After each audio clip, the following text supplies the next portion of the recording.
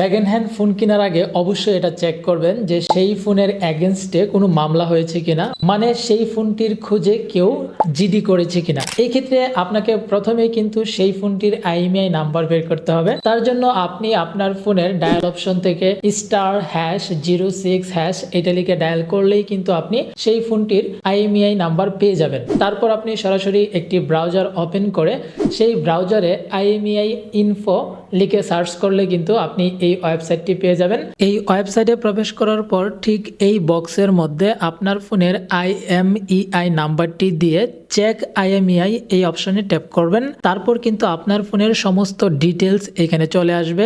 আপনি সরাসরি scroll down করে নিচে আসবেন, এরপর লস্ট ডিভাইস চেক এই অপশনটিতে ট্যাপ করে দিবেন। এরপর আপনি স্ক্রল করলে দেখতে পারবেন চেক লস্ট নামে একটা বাটন রয়েছে, সেখানে ট্যাপ করবেন। এবারও আপনি স্ক্রল করলে দেখতে পারবেন আপনার ফোনের ডিটেলস এবং এখানে দেখতে পারবেন ডিভাইস ইজ ক্লিন নামে একটা অপশন রয়েছে। এইটার মাধ্যমে বোঝানো হচ্ছে যে আপনার ডিভাইসটি একদমই ফ্রেশ, আপনার ডিভাইসের আন্ডারে কোনো প্রকার মামলা বা জিডি করা নাই। এই ধরনের আরো ইনফরমেশন পাওয়ার জন্য অবশ্যই আমাদের পেজটিকে ফলো দিবেন আর এই ভিডিওটাকে শেয়ার করে রাখবেন।